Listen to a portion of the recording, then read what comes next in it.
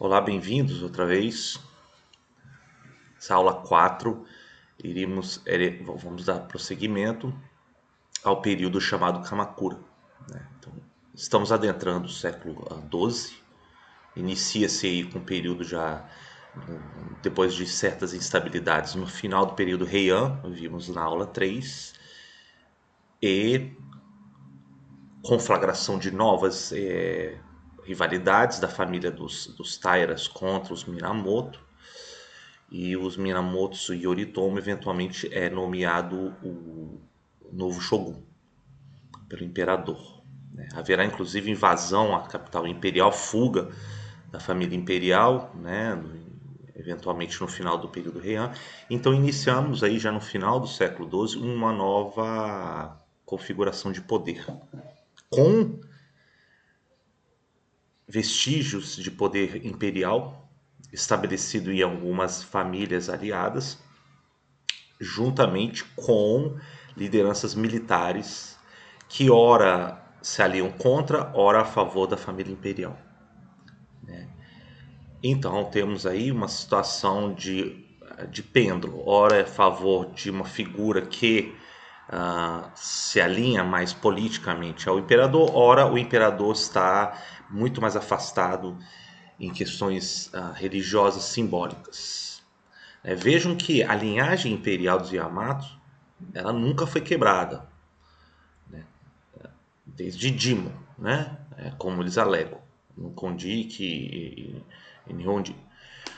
O que é, na verdade, é uma dança, um jogo político militar para ter alguém no trono do Crisântemo a legitimar, né, simbolicamente, a nomeação da máxima liderança política militar no país a ser nomeado como Shogun. Então esse sistema, até de guerra civil ou do estabelecimento de um shogunato, como agora Kamakura vai observar, e depois no século XVII com a família, a dinastia dos shoguns dos Tokugawas, é assim que o Japão vai se desenhando a partir daqui, né? Então é importante fazer essa distinção. Eu só gostaria, antes de iniciar a aula, essa aula 4, mais uma vez demonstrando para vocês que eu tiro muito do material do que eu já pesquisei e escrevi nesse livro, né? História do Japão. Então,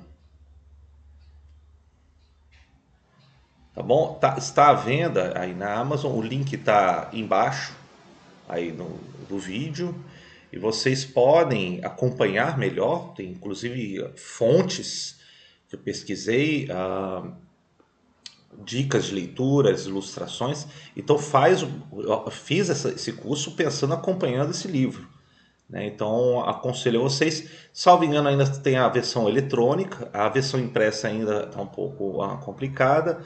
Tem outros livros também, vocês podem observar na área de Ásia. Tem aqui algumas aqui atrás de mim, né?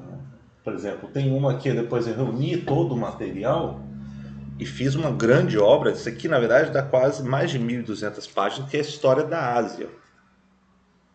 Tá? Vejam vocês que isso aqui tem várias. Isso aqui é uma versão rascunho, que depois eu corrigi, mas está à venda na Amazon também. A versão eletrônica, ela até tá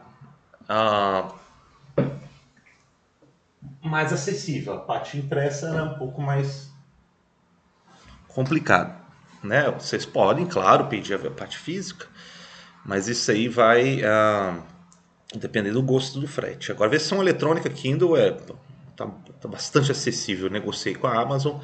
E do Japão ela é uma grande felicidade, realização minha, porque a de Japão ela foi concebida como uma introdução, né? E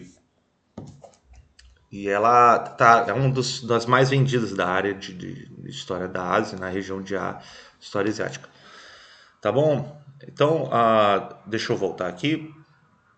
Vamos iniciar com esse belíssimo painel. é um dos painéis do século XII, do início do período Kamakura. Isso se encontra, é um dos 37 ilustrações do santuário shintoísta de Kitano, de Tentin, e ele gira em torno da manifestação de um espírito rebelde, na verdade. É bastante curioso essa ilustração, que é de um estadista, né, enfim, que foi difamado no século IX, o Michizane, e que depois de um morto ele jura voltar a se vingar em forma de espíritos e desastres naturais. Então, cabe aí no tempo apaziguar a fúria desse estadista difamado, que busca vingança. É uma ilustração aí para a gente começar a nossa aula, né?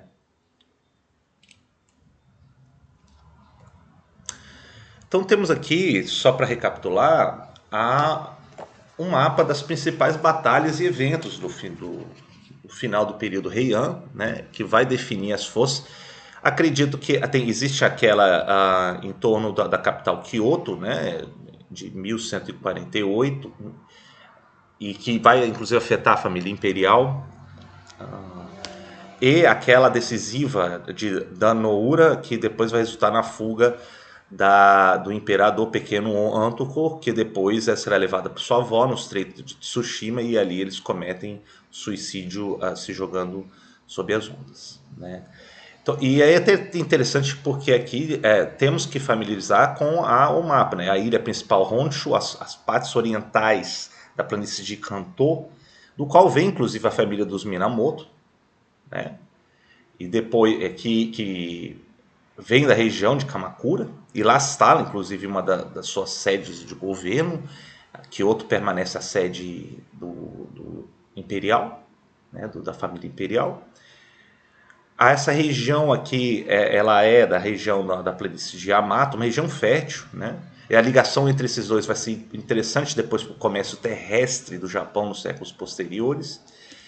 Essa região mais ao sul e oeste de Honshu, junto com o mar interior e o Kyushu, também haverá uma grande prosperidade depois nos séculos posteriores no Japão. É interessante a gente só familiarizar com a geografia da região. Então temos aí a primeira figura de Yoritomo dos Minamoto. Na verdade é ele que derrotou o último dos Tairas, né? Então o Yoritomo, ele eventualmente ele vai se estabelecer no poder, ele vai ser nomeado como Shogun em 1192, né? E que eventualmente, politicamente, o Japão ele vai se desenhar num governo mais centrado a partir de um líder militar nomeado como Shogun. Então, tanto é que o governo dessa época, e aí até o final, até o século XVIII, XIX, o governo japonês vai ser referido como o Bakufu, é um governo de tendas, né? Ou um governo de tendas do general, né? Em torno da residência do general, o Taisho. Né? Isso ressalta o caráter itinerante e militar desse governo em torno da figura do Shogun. Agora, existe também a capital simbólica tradicional do império, que é Kyoto. Né? Então, aparentemente, parece que há uma diarquia, um governo de dois polos, né, no Japão, né, em duas capitais, em que estrutura-se toda a classe política latifundiária, muito em cima de senhores latifundiários, os daimyos. E em cima dessas localidades dos daimyos, você tem a classe de servidores, né, de guerreiros, que são treinados para servir a esses senhores latifundiários, né, esses servidores, esses guerreiros, os bushis, são a classe dos samurais, que não tem só o papel de guerrear, mas existe a questão da honra. Isso na sociedade influenciado por questões confucianas e do próprio conceito japonês de que é uma classe valorizada pela honra, pela lealdade e pela defesa. E isso inclui também questões de arrecadação fiscal, de tributação dos camponeses, que é feito pelos samurais. E existe então até inclusive uma estratificação social inspirados no confucionismo, de que além da família imperial e do imperador, né, abaixo disso vem a classe sacerdotal, depois os guerreiros, depois vem os camponeses, depois lá embaixo vem os mercadores, que depois com o tempo, as prosperidades, eles vão reclamar desse inferior status assim, diante de todos na sociedade japonesa. Haverá inclusive isso uma tensão que vai se revelar no século XVII, XVIII em diante. Então temos aí a ascensão do Yoritomo, né? Foi um período então crucial, essas últimas fases do século XII. Um período de transição que vai ser percebida à época como um período de certa confusão e perdição, né? E isso vai se manifestar em várias maneiras, né? Primeiro, há um alastramento das instituições budistas pelo Japão. E o que é interessante é que isso concorre junto com as instituições shintoístas, né? O shintoísmo já buscando exacerbar mais a questão da nacionalidade, e do budismo, dos ensinamentos budistas universais, né?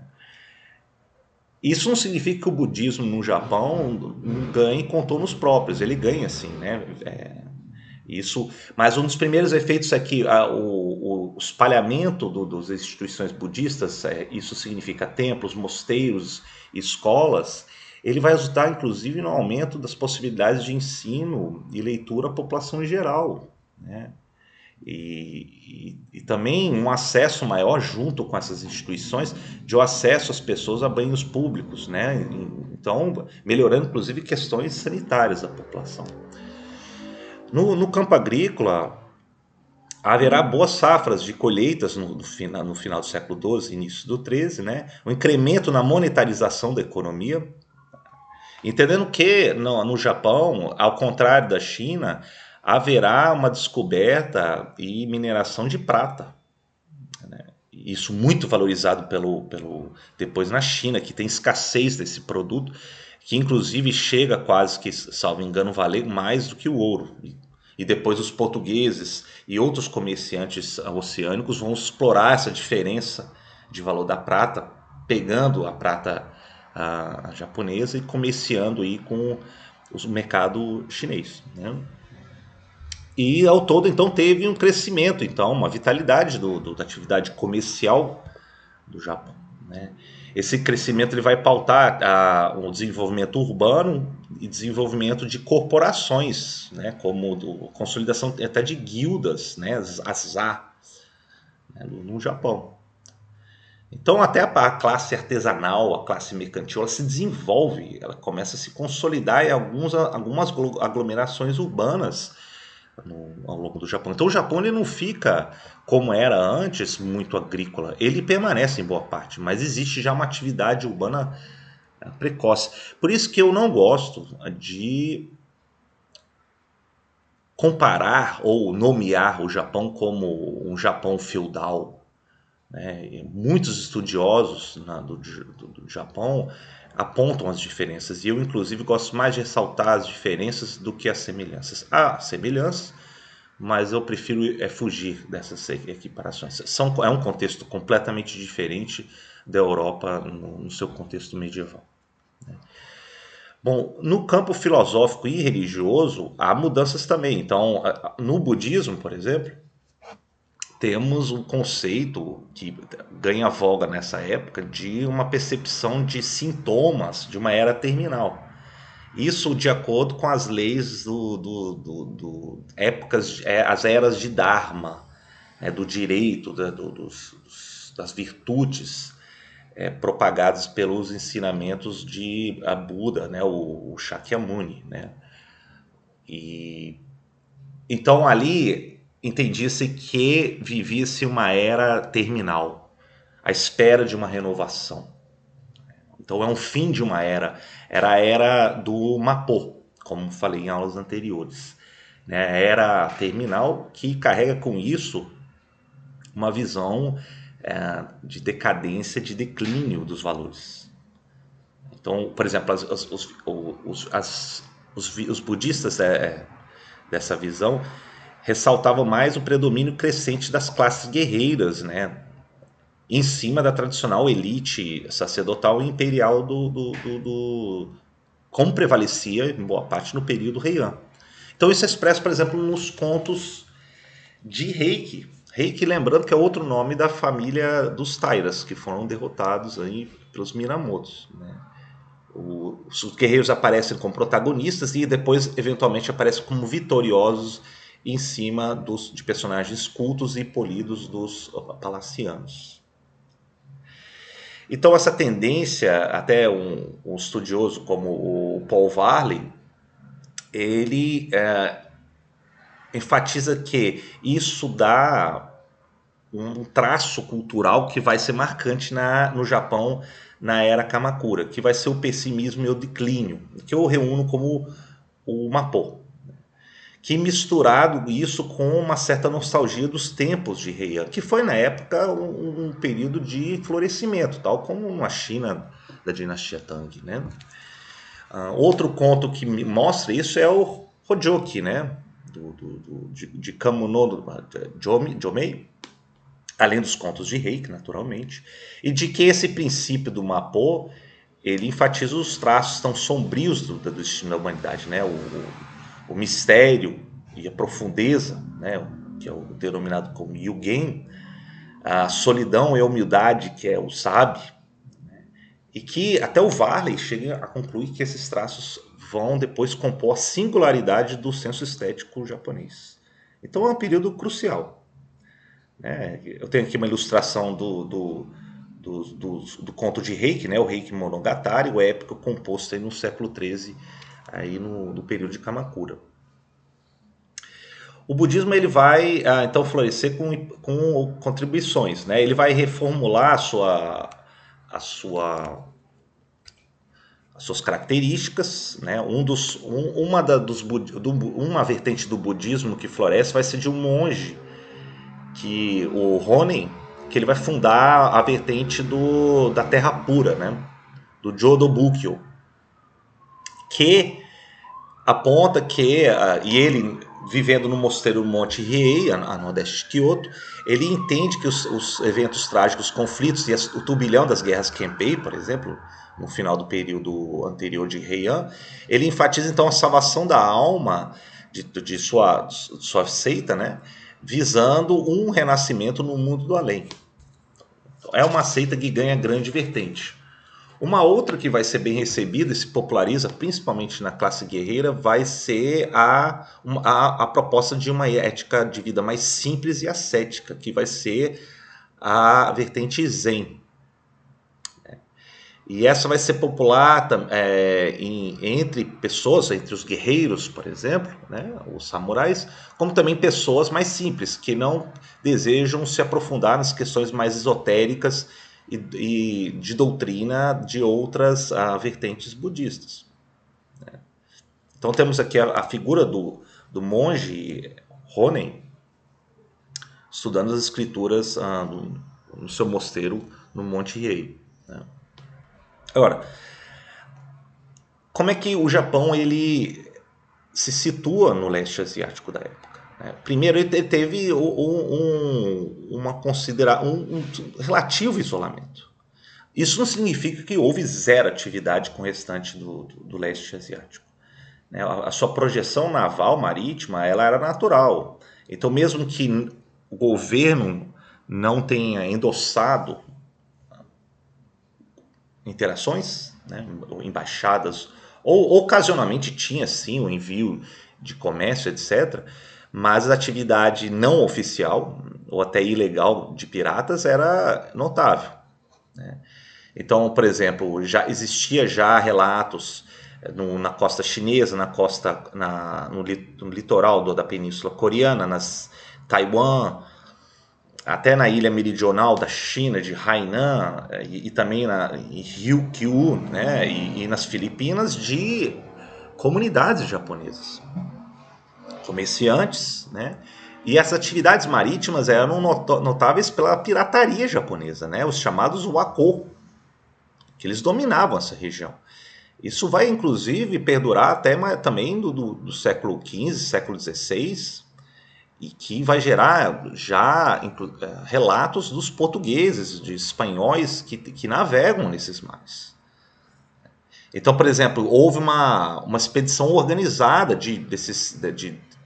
dos piratas japoneses em cima da costa coreana em 1350, né?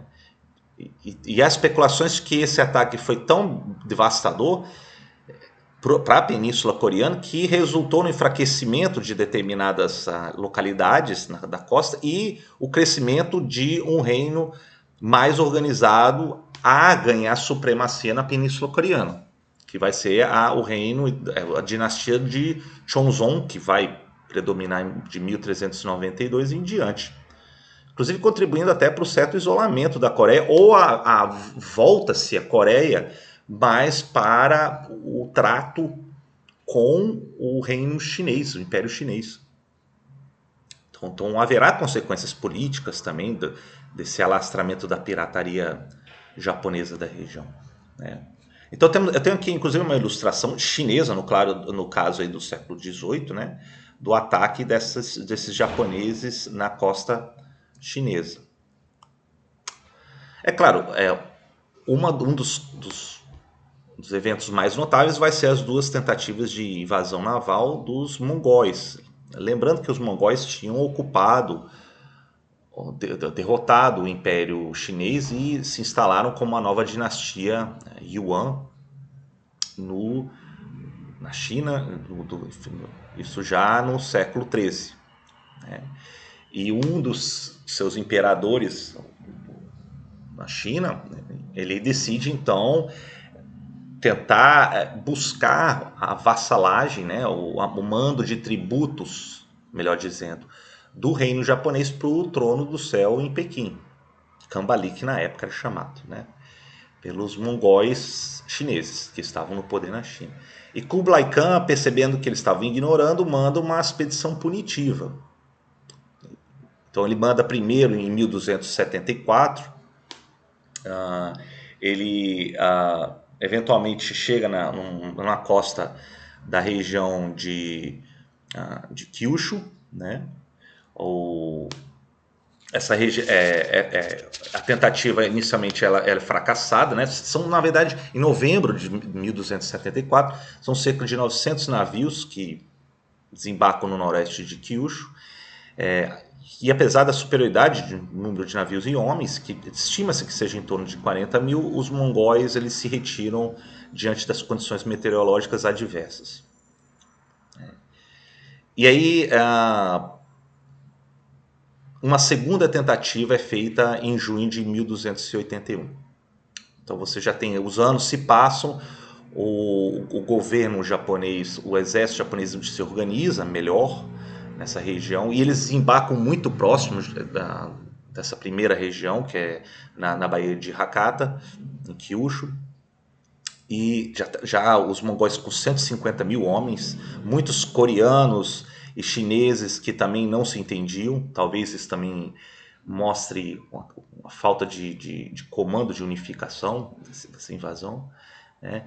Mas o fato é que haverá adversidades, e uma delas vai ser as condições meteorológicas nada favoráveis, e segundo, haverá uma espécie de tempestade enquanto eles estavam ancorados, não em terra, e eventualmente desorganiza seus barcos. Muitos afundam, né? Eles não conseguem se organizar e chegar em terras.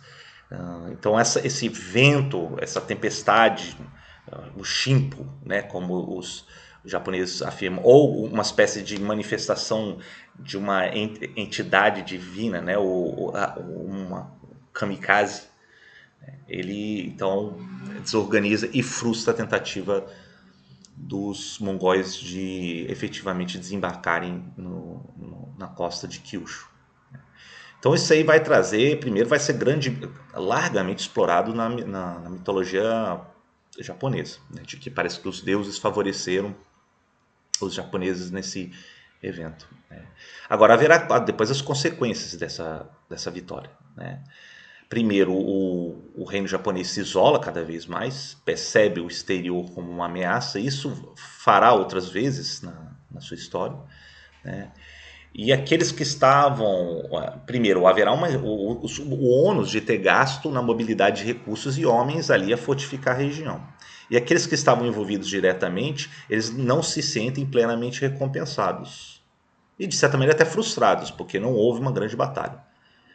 Então o governo do Bakufu, do Shogun, ele não reconhece aí a participação dos envolvidos na situação, né?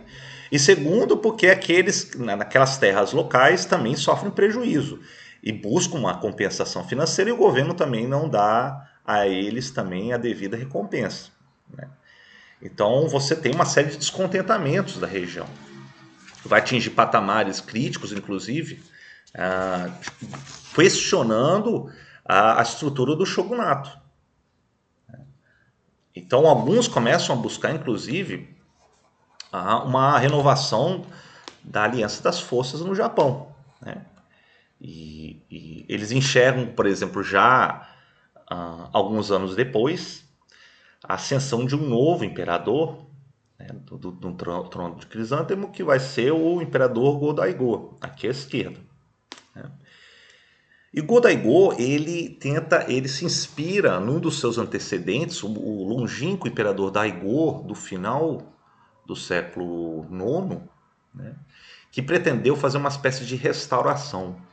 É interessante porque isso vai aparecer outras vezes na história do Japão, em que aliados militares políticos tentam achar uma figura do imperador para fazer uma nova aliança.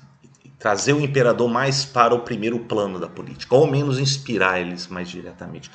Claro, a ideia é deslocar aqueles rivais. Então Daigo, ele assume essa insatisfação de alguns diante do shogunato estabelecido dos Minamotos, né? E que ele eventualmente tenta se rebelar em Kyoto e eventualmente o Shogun, o nono Shogun, o Morikuni, ele vai então dirigir suas forças para a capital imperial Kyoto. E eventualmente existe um general que combate a favor, na verdade contra o imperador, depois ele vai mudar de lado, né? O general que vai tentar invadir a capital imperial Kyoto vai ser o Takauji Ashigara, que depois eventualmente vai se tornar uma nova linhagem de shoguns. Então, nesse evento, no primeiro embate, na tentativa de restaurar o que se chama restauração Kemu, feitas pelo imperador Go-Daigo, dá terrivelmente errado.